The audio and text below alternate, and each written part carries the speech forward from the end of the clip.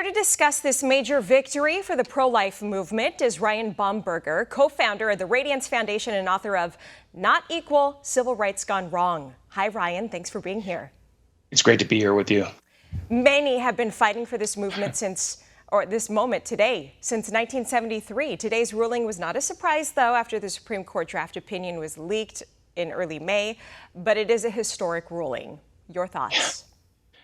Wow, so many thoughts. I've been to be honest, I've been a hot mess for 2 hours. I've been crying because I'm rejoicing over this. It's so deeply personal to me.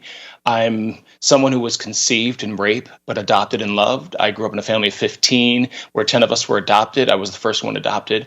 I have a wife who faced an unplanned pregnancy when she was a single mom and a teacher, and she rejected the violence of abortion. And that baby girl's name is Radiance, and she's the reason for the name of our organization. I have 4 kiddos, 2 of whom were adopted. So this is so deeply personal to me. My wife and I, through the Radiance Foundation, help defend women, help to stop this exploitation by the abortion industry. And the thought that 64 million have been killed under the guise of, reproductive freedom. I mean, President Biden used to be at least partially pro-life. He's just been radicalized in the last several years. So he talks about a right being taken away. There was never a constitutional right to kill an innocent human life, ever. They abused the 14th Amendment to somehow create some sort of magical right. So the Supreme Court reversed what was a supremely wrong decision made in 1973. And I appreciate you being vulnerable with me. That was very heartwarming. A great story. Thank you. So this must make your blood boil. I'm going to bring in the other side to be fair. The left is saying that this is one of the darkest days our country has ever seen. Senate Majority Leader Chuck Schumer said women's rights have been taken away by an extremist MAGA court. Devout Catholic Nancy Pelosi called the ruling cruel. What do you want to say to those who are outraged? Well, those who are Catholic might want to actually check their religion, because there's nothing in Catholicism that actually supports the violence of abortion. Nancy Pelosi talked about how this is deadly serious. Yes, it is deadly serious. 64 million have been killed under fake feminism.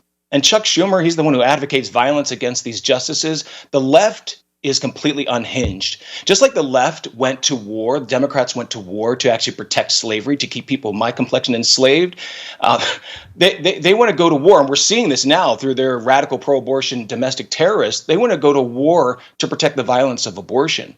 They're the ones who are unhinged. Those of us who actually believe that every human life has equal and irrevocable worth, we're not the extremists.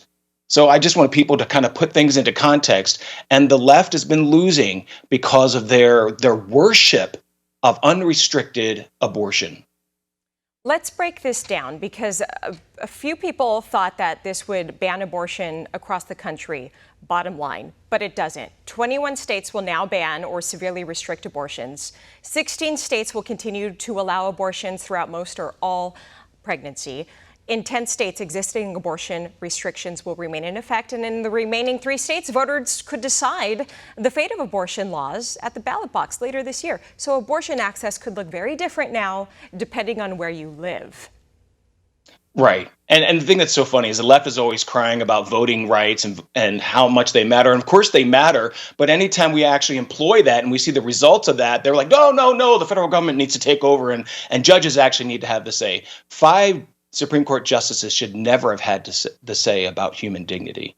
And so the fact that this goes back to the states is how our representative republic should work. Of course, as someone who is brown, I think of the Civil Rights Act of 1964, thank God that wasn't dependent upon each state.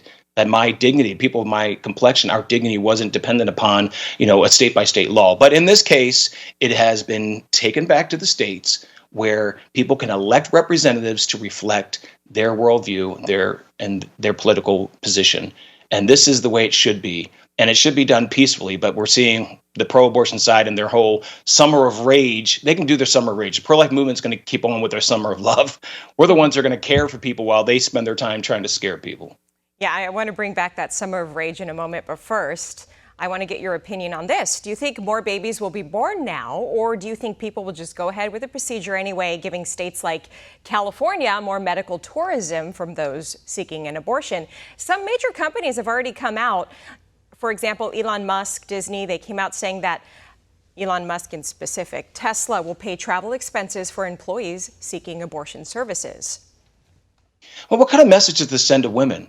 Hey, we're going to shell out all kinds of money for you to actually kill your offspring or to have an abortionist kill your offspring, but we're not going to, offer any kind of money for you to actually be supported as a mother. What does that say to women? Hey, fly to our state, enjoy, the time to be able to get rid of your child, but we're not going to step in and actually be that source of help and hope for you. That's what's so despicable about all this. And celebrities always talking about how they want to fund these abortion funds. Why aren't they funding pregnancy centers? Why aren't they funding resources that actually empower and strengthen women to face the beauty of motherhood and the challenge of motherhood? They don't do that. The only choice they want to actually finance is the violent choice of abortion. It just kind of exposes the fraud of pro-choice. Yeah, and instead they're intimidating these pregnancy centers. Over the past few weeks, there were blatant intimidation attempts. A justice got a death threat. There were protests outside of justices' homes, but those attempts did not succeed. There are threats of, like you said, a summer of violence now, a night of violence. Is this going to further divide our country?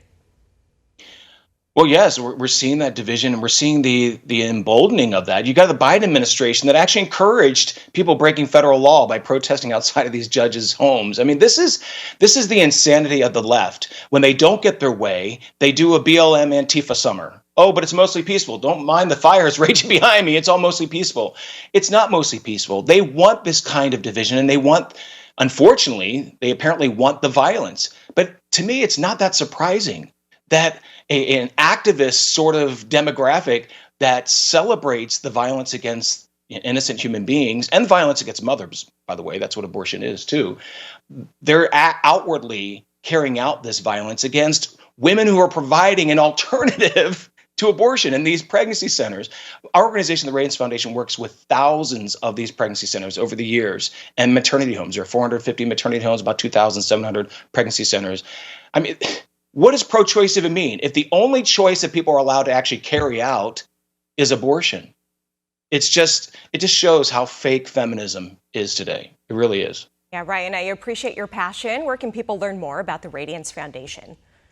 Well, for now, we're not completely censored on social media, so you can look for Radiance Foundation on Facebook, Twitter, and other social media accounts, or better yet, go to radiance.life. Right. We are glad you are here. Ryan Bomberger, appreciate your time today. Thanks so much.